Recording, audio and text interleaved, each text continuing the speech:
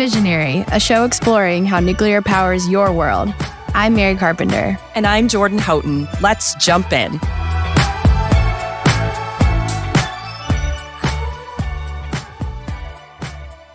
Hi, everyone. Welcome back to Fissionary. Hey, Jordan. Hey, Mary. How's it going today? Good. It's hot. It's really hot. We're in the middle of a heat wave here in DC. So this is an apt time to be having this conversation about energy and technology usage because the grid is stressed. Yeah, it's actually perfect timing. And it's also interesting to see our guest today is leading Gen Z action on technology and energy. And our producers tell us that Gen Z spends an average of 4 to 6 hours online a day, and they drive over 50% of all online purchases, with many under the age of 18. Jordan, that's kind of wild that they drive 50% of all online purchases, because I think that millennials shop online quite a bit. So that feels high. I was surprised by that too. I also think my husband would say that I alone drive 50% of all online purchases. So that was a very surprising stat. Yeah. Today we have José Gaona, who is the founder and CEO of ZETA, which is a Gen Z org focused on emerging tech policy. And yeah, that stat's crazy. And he has come in with ZETA and his team at exactly the right time, because not just Gen Z, but I can tell you my kids who are going to be Gen Alpha, I guess, are also spending really a lot of time online. So that is it's just going to go up. It's not going down. Yeah, it just keeps growing and growing. I'm curious how much time Gen Alpha spends online. That's something that I want to look into, because I'm guessing it's more than Gen Z. I mean, in this house it is. And I don't know if that's putting poor parenting on display, but there is a lot of digital consumption happening under this roof. Hey, there's a lot of educational tools that can be used. Let's pretend that's what they're accessing. But it's a perfect time to have this conversation, because José is really at that intersection of tech and energy. And we know from guests that we've had on the season how many big tech announcements we're seeing, and that kind of stuff just continues to grow. And it's really exciting and a hot topic right now. Yeah. And I continue to be so impressed by the young guests that we have as Fissionaries here on Fissionary, and just how much they are not holding back. They are diving in, rolling up their sleeves, doing policy work. And it really is encouraging to me as this younger generation comes up into the workforce and into leadership roles, what sort of impact we're going to see them have. Yeah. And I love hearing, like José, you'll hear in the episode talking about how they're taking action. I mean, they're hitting Capitol Hill. They hit every single office on the Hill recently. I mean, it's so impressive. And they have these concerns with climate change and energy usage, and they're actually doing something about it. Yeah, and if you have not visited Capitol Hill personally, that is a lot of walking that they did. I hope they wore comfortable shoes. It actually is a hill, if you don't know. All right, let's get into today's episode.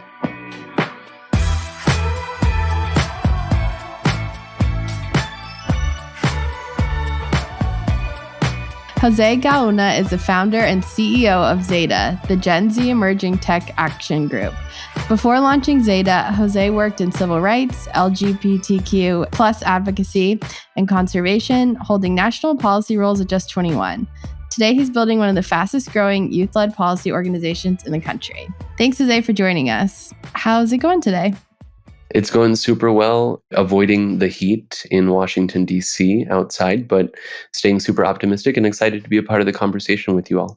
Yeah, the weather in D.C. right now is a good reminder of why the power grid is so important for our health and well-being. Yes. It totally is. That's actually a conversation I was having with my team, because we're seeing that strain in some of the major cities. 100%. So you've had a really fast rise into advocacy, from civil rights and conservation work to becoming the youngest national policy leader at just 21 years of age, which is absolutely incredible. Take us back to your early years in DC. What motivated you to get into policy in the first place? Yeah, the answer to that, it really starts even younger. And before I moved to DC, I was the first Hispanic and youngest elected official in my hometown of very small town, Fort Bragg, California. So I was a trustee on my school board at just 16 years old, a voting trustee with authority over budgets for our school district. And that was really my first exposure to federal engagement because we were getting federal funds, managing that for a school district of less than 1,000 kids. And in that advocacy role, because I was an elected official at a local level at 16, trying to figure out what the heck am I doing and like how am I supposed to make an impact. But that was definitely an inspiration behind coming to DC and wanting to pursue that professionally. And boy, did I get started as soon as I got here, almost 10 years ago now in 2015. So came here for school initially. So lucky enough to go to American University, came out here in 2015. And as a working class kid, needed to find a job my first semester. And it just so happened, as luck would have it, as fate would have it, that my very first job was doing research, nonprofit work, and some policy. And that really set the tone for the last 10 years almost of kind of jumping into that really profound policy, federal advocacy space, starting with first volunteering and then being able to land my first national policy leadership role at 21 years old. Very cool. I love that you were on the school board as a student. I mean, that's it. It's so cool to have that voice. It seems really important. Very cool that you did that. How did you decide to do that? Yeah, that too. When I was 15, I was like, I'm going to go to concerts and go to the mall. I was not thinking about school board. So I'm going to paint a picture. I come from a town where the population is, last time I checked, like a little less than 10,000. And it's up in the northwest coast of California. And so number one, there wasn't a whole lot to do. We didn't even have a mall. So you couldn't do much. But there was this beautiful community that was seeing all these changes and shifts as like tourism started to grow in our area. And as like a young kid, I just kind of saw the opportunity to be a part of some of these community discussions. And I've always been very vocal.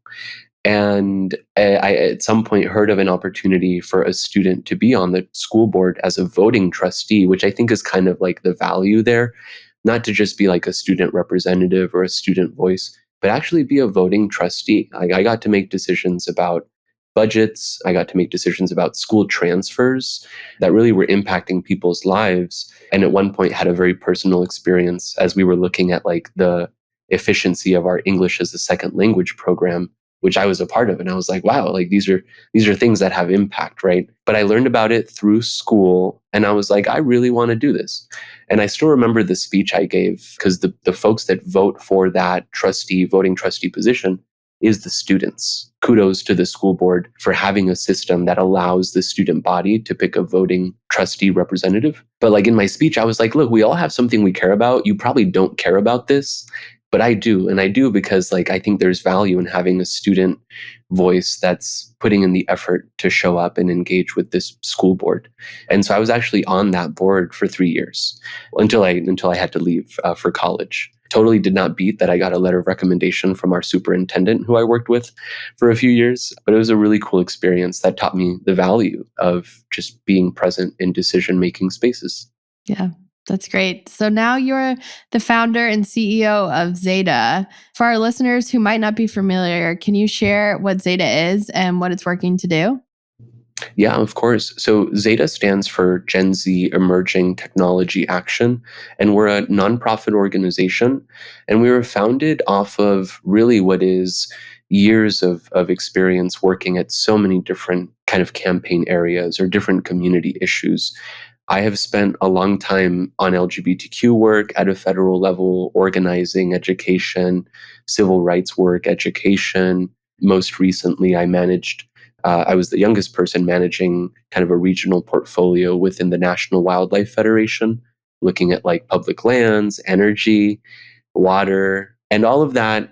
In all of that experience, I kept going back to tech because I was like, everyone is talking about how tech is impacting their work across the board. And it got to a point where I started to have conversations with folks all over, other young leaders working at these intersections, industry leaders that were a part of kind of a growing network, policy voices.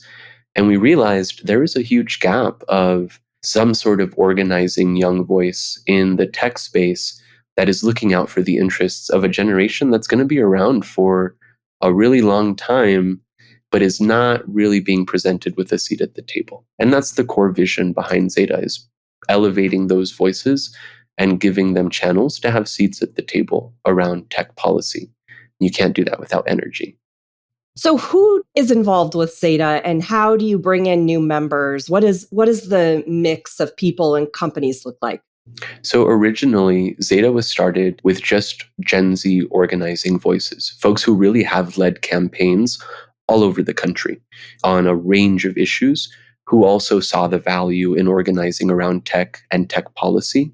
And so we were a small group of young leaders that came together to build up kind of the leadership community of the organization.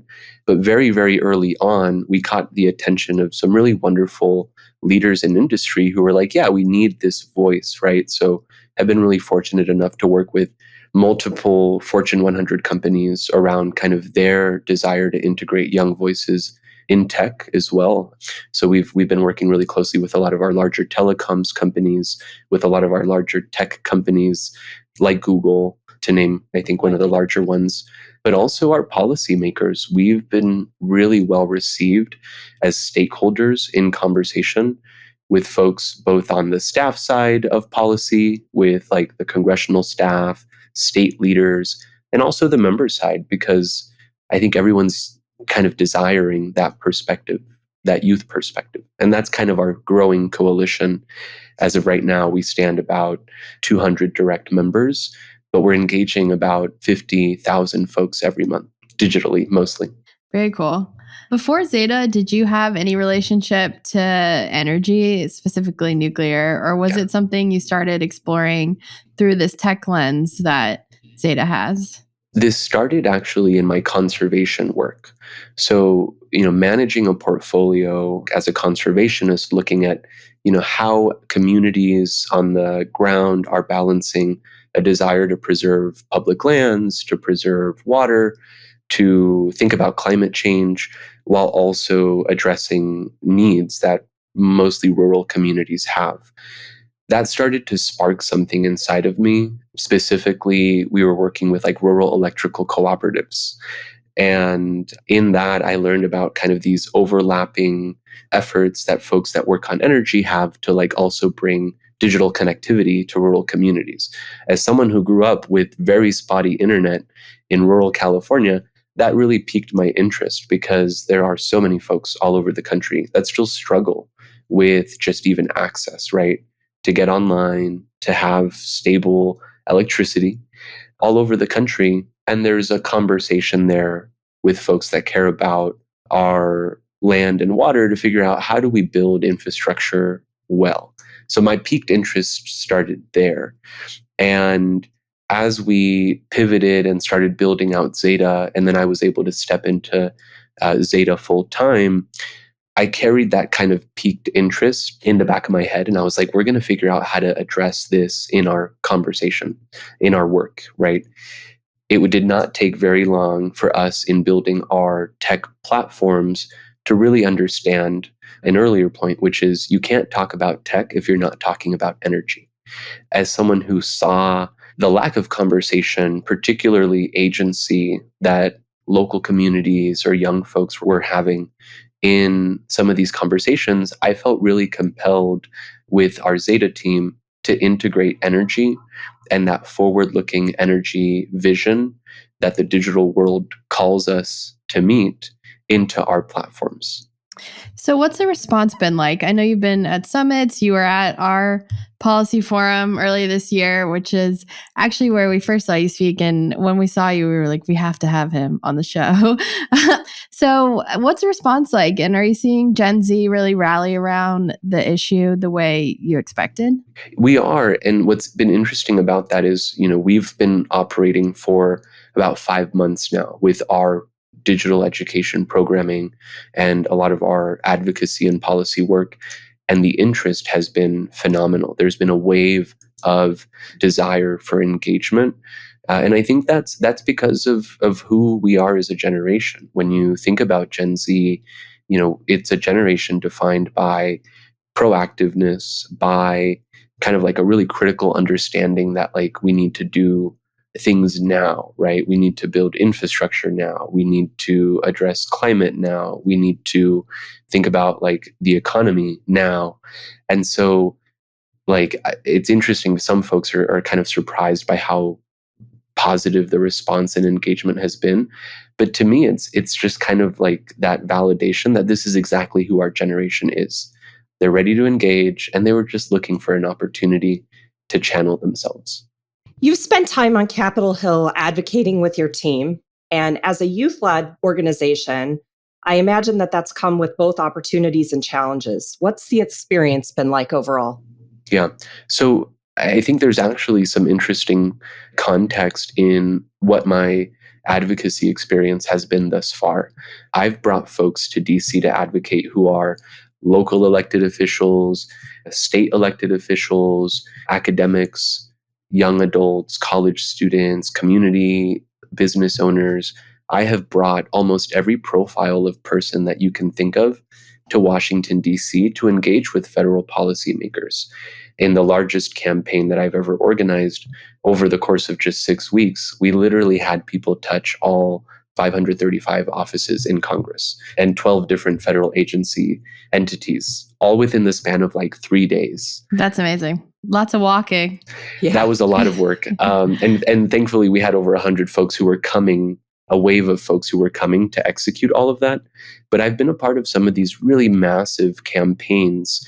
Really proud to say that, like, as a result of some of those campaigns, we've seen billions of dollars in investments, either for like disaster relief funding or just for some really, strong policies that we needed. What I take from all of that as we look at the way that ZETA is building out our policy and advocacy work is we're in a unique position because as young folks that are organizing around a young community, you have to find your value and you have to find your legitimacy in conversation through your lived experience. We've walked into conversations with folks from all walks of life where we've been very well received because we're standing on the reality of our lived experience and what we know is going to be true as we inherit the digital world. We are the first generation that has grown up with a digitally connected world, right? If you're kind of on the older side of Gen Z, I like to call myself like a geriatric Gen Z because I'm a 97 baby. If you're on the older side, like you have some recollection of like a pre-Facebook, pre-MySpace world. I kind of struggle to remember a pre-MySpace world, but I remember building a MySpace and then that kind of shifting away and then getting onto Facebook. But for the most part, Gen Z just grew up with this. Like this is their reality. And so we have that unique perspective where I was just having a conversation the other day with somebody. It calls us to like be more conscious of when we unplug. It calls us to be more conscious of where there's these intersections. And when you bring that to Capitol Hill and you bring that to policy stakeholders, there's a lot of receptiveness in speaking from that lived experience. I will say we have had some unfortunate interactions with some folks where there's just kind of this call, this like calling into question, who are you as a young person to tell us how we should be thinking about these issues, which is I think really detrimental to the conversation when you think about that generation as stakeholders in our future. So what are you doing to overcome some of those short-sighted assumptions about what young people can bring to policymaking? The primary thing is always approaching skepticism and approaching any not very polite responses with respect. I think this speaks to kind of frictions between generations, which is something that I love talking about because I've had so many mentors that were a part of kind of like the 1960s like civil rights movements. I have one mentor of mine, now passed, who was a part of like walkouts that like changed the course of education history in the US. I have another mentor who like marched with Dr. Martin Luther King Jr. And we talk about ageism from both sides all the time. It's like, how are we always like dismissing our older Americans in a way that's really detrimental? And how are we dismissing young people in a way that's really detrimental? And one of my favorite things is to work intergenerationally between those two communities, because I think that's kind of how we solve this. That's our approach. We have to make sure that folks are seeing the value in those lived experiences, but we're not trying to put Gen Z perspectives above anybody else's. We just want them to be incorporated, right?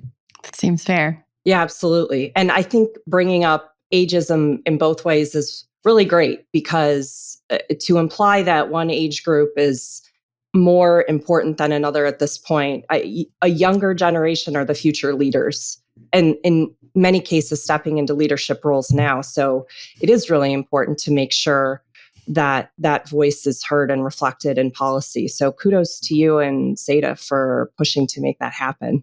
There's also kind of an interesting experience that I've had as I've kind of shifted from being a representative of other organizations, many legacy organizations that have been around for a very long time, right? 60 years, 80 years, some 100 years, and being now a part of a new organization that's youth focused. When I was in some of these spaces with legacy folks, I think, our conversations were very productive, very organized. Now, as a part of a newer organization that's looking to bring this perspective, I find that we're actually able to bring really unique perspective that is very well accepted. And I'll use an example.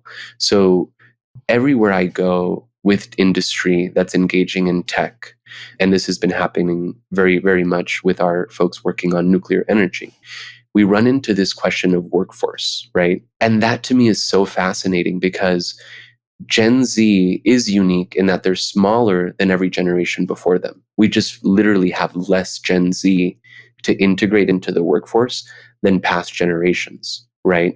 And so that kind of calls us to be more intentional about the way that we're channeling them into the workforce needs of the digital world, of the digital economy. That's interesting because in all of these industries that we know will be powering, quite literally, powering our digital world, we have constant conversation amongst stakeholders about our workforce shortages and the needs that we have to make sure that these workforces are actually, maintainable going into the next, couple of decades.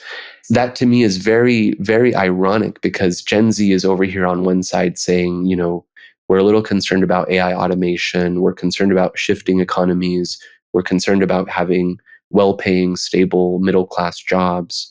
And on the other hand, we have the reality that like our workforce is getting smaller. We have 10,000 baby boomers retiring every day now. And there's all these openings. There's like 7 million plus openings in the job market right now.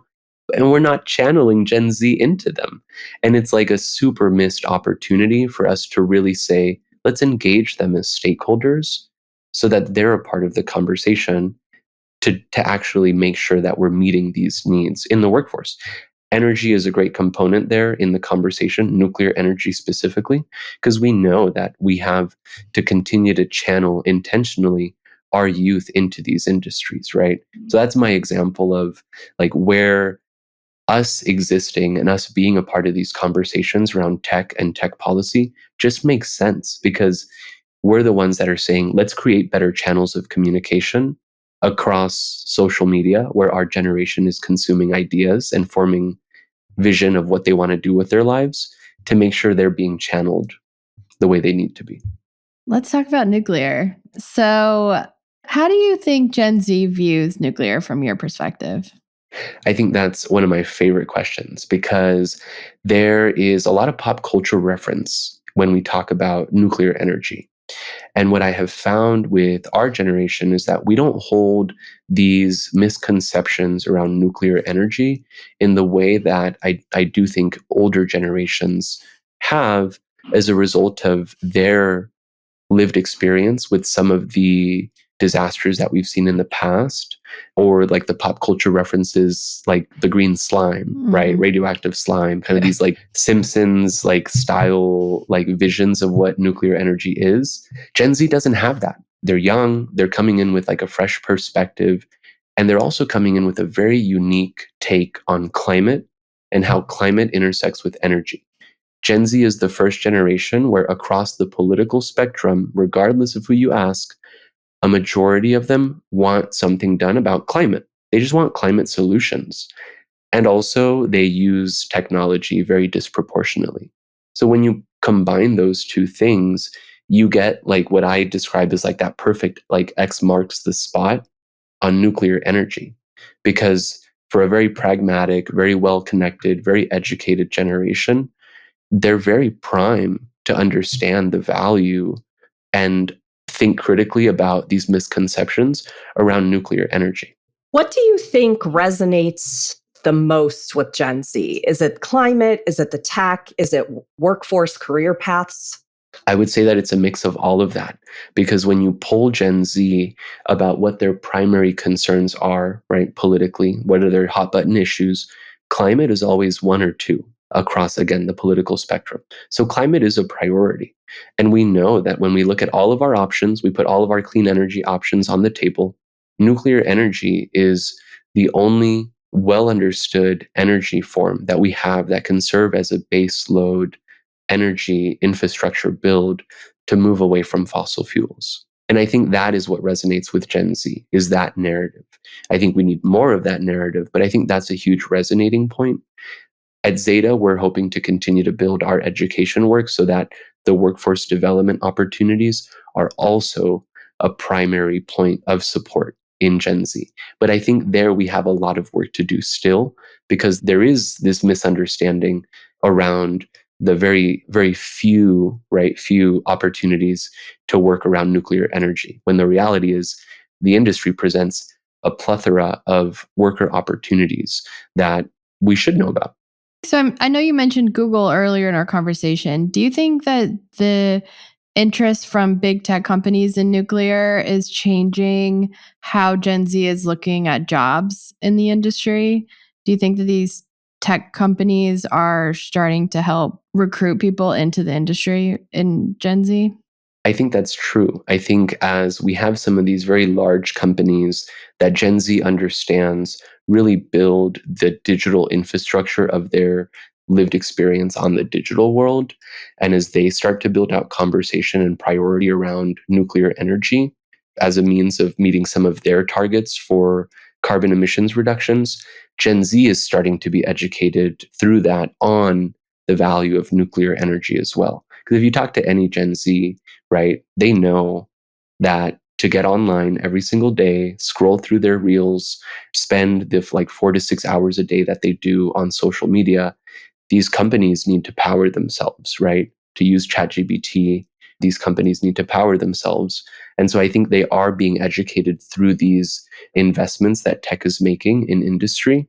And that's a good thing, because then they're able to kind of broaden their understanding to see the value for both the development of the digital world that they are leading, by the way, right, as Gen Z, and also the solutions that then that presents to their concerns around climate and work opportunities.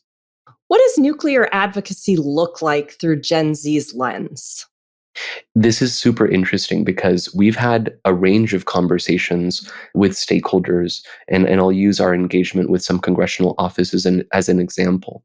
We've gone, again, as that voice, that Gen Z representative organization, to Capitol Hill to talk about some of these policies that will create additional build out for industry, right? In a way that kind of levels the playing field more, so that we can look at nuclear as a scalable source of energy for all of this massive need that our generation is pushing. And when we bring those conversations forward to folks on the Hill, what we hear is, oh, young people actually want this? Like, that's so interesting. We didn't think you all had an opinion, right? Like, and or are you all of like the sense of like, this is great, but don't put it in my backyard? And that to me is really fascinating, because what we bring is like that pragmatic understanding of like, yeah, we want this. Like, we understand that like not only does like the energy industry bring in opportunities, the adjacent build out of AI data centers, right? The adjacent build out of some of these industries in tech will also bring opportunity. And so there's a lot more openness. And I'm always super excited and super pleased when we're able to educate our folks on the Hill around what we've gathered as that excitement on Gen Z's part for these energies. So Zeta is still new, but it's growing fast. What's your vision for where the organization could go in the next few years, especially in the energy space?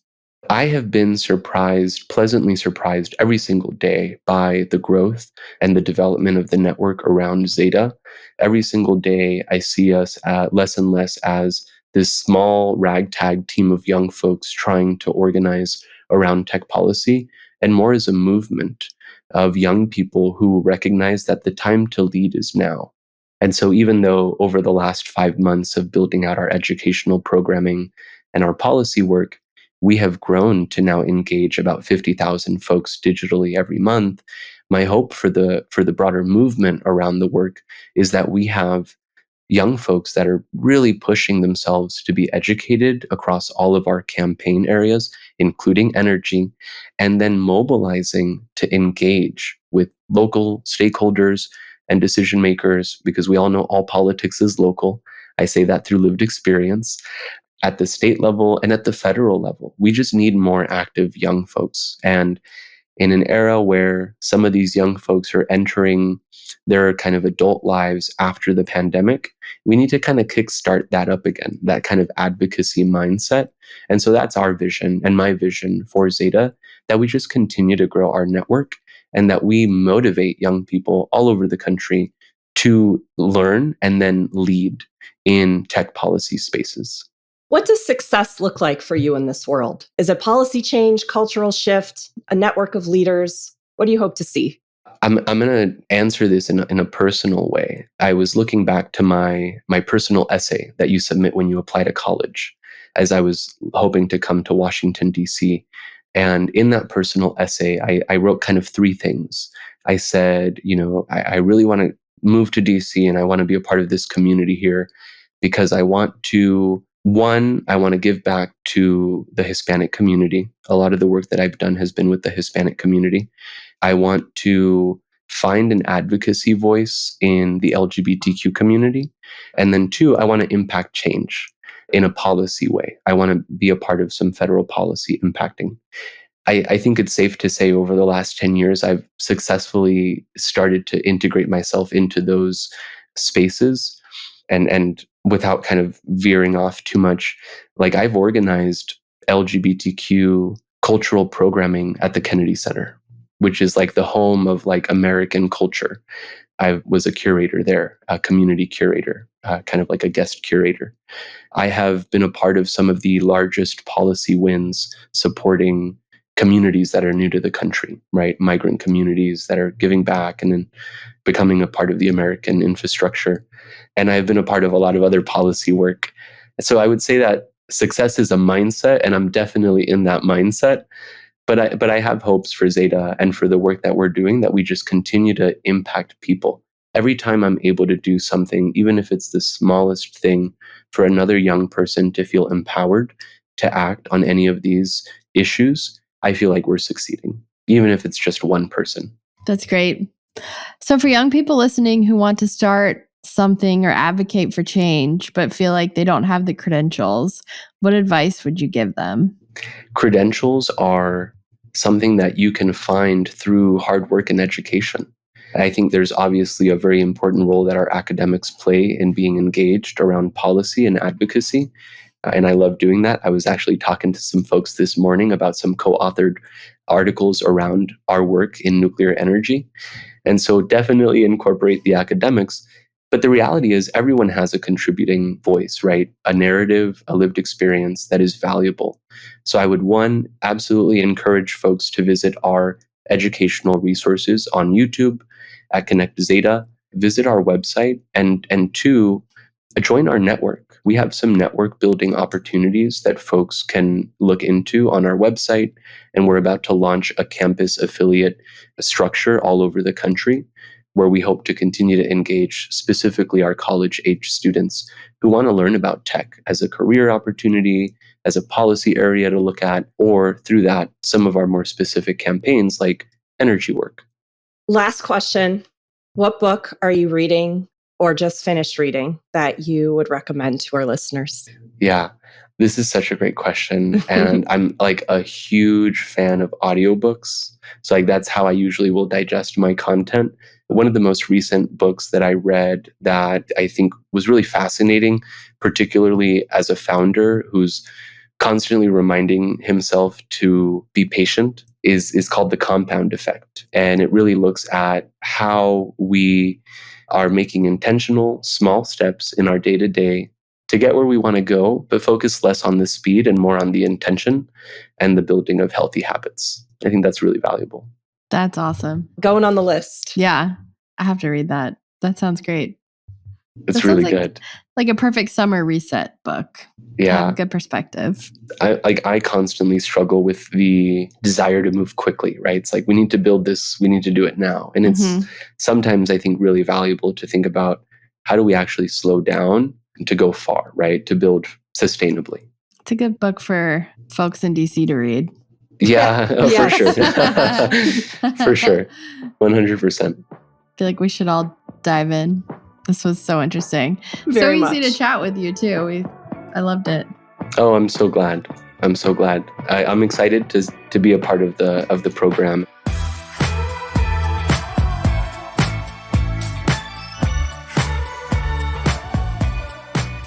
Thank you so much to Jose for joining us today. What incredible work he and ZETA are doing. And thanks so much for listening and hanging out with Mary and I too. And we have more episodes coming at you soon. So make sure to subscribe on Apple, Spotify, or wherever you listen to stay updated on all things Fissionary. Thanks for listening, and we'll see you soon.